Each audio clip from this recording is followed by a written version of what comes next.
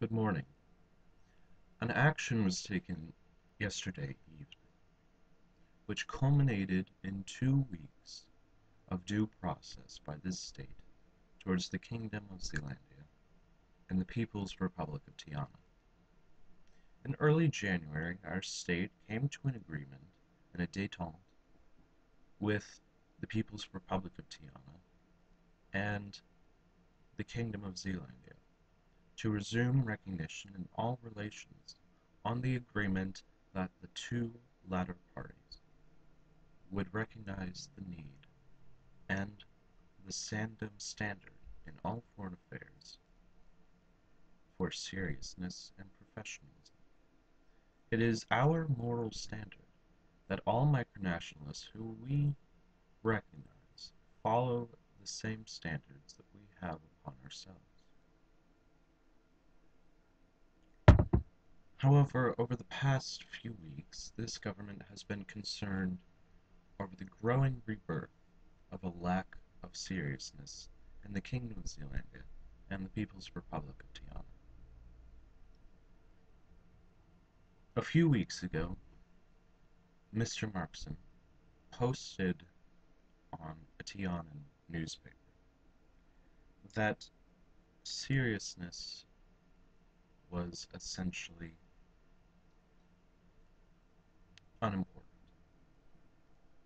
that micronationalism should be filled with frivolous fun, and that there should be no goal for any state in our community.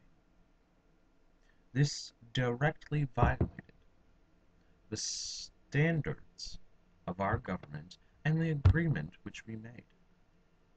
The fact that we let this happen was only in due process of our relations. The next week saw the creation of the best party of Zealandia, which is taken off of a macronational party, municipal party, in the city of Reykjavik in Iceland.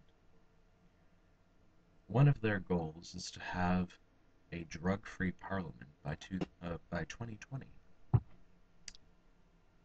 And also they wish to impose a poll on a neighboring municipality, and they also wish for a polar bear in the zoo, I believe was another goal, and also have a Disneyland in Reykjavik. Um,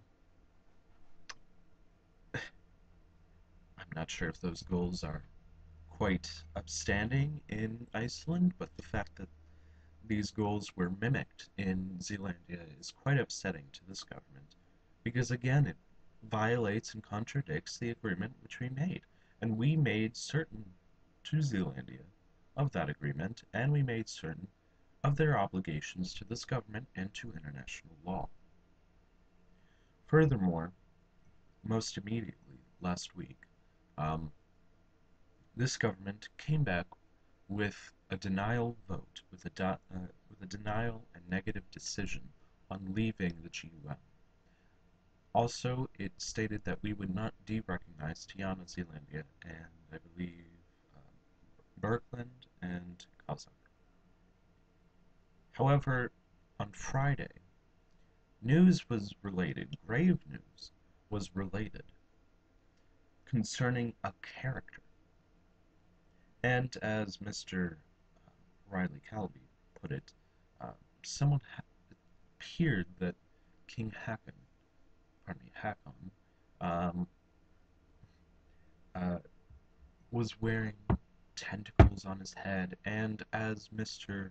Um, Alexander Reinhardt put it, um, that this is the reason why macronations and people all around the world make fun of micronations, because we look stupid, we look amusing. And meanwhile, there are some states amongst us all, who have actual goals, who have actual standards, and wish to seek not only recognition, because that is quite irrelevant to the picture, but to seek actual sovereignty and an actual state and a nation. Saturday was taken in order to address these concerns.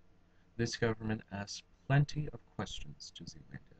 Not questions, by the way, which would have led to a condemnation, not questions which were made in an air of disagreement or made in an air of hatred, but these were questions asked in an air of understanding. This government asked the King of Zealandia, asked the King of Zealandia, King Hakon, pardon me if I'm mispronouncing it, but the fact that these questions were told down, and both Mr. Puglisi and Mr. Markson both said to this government to stop asking questions. And the simple questions which we were asking were about numbers. Numbers. About to see which direction Zealandia would go in. We asked how many people were in support of the kingdom, how many people were in support of the republic, and then how many citizens were in Zealandia altogether. 7 out of 35 people, 20%, were for the republic. And it was assumed by this government, since the king nor Mr. Puglisi would respond to this latter question, it was asked how many people were in support of the kingdom. And no one responded, because they had told me to stop asking. To me, that is suspicious, but that is also paranoid. We simply wanted to know.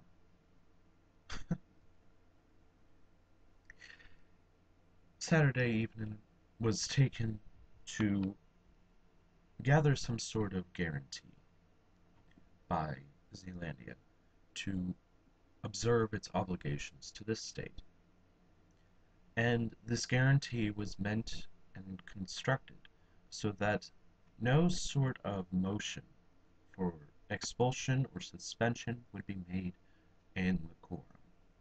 However, it was not until Sunday morning at 7 o'clock a.m., quite honestly, I remember because I checked it on my new phone, that I read the statement by the King of Zealandia on uh, the Tiana newspaper.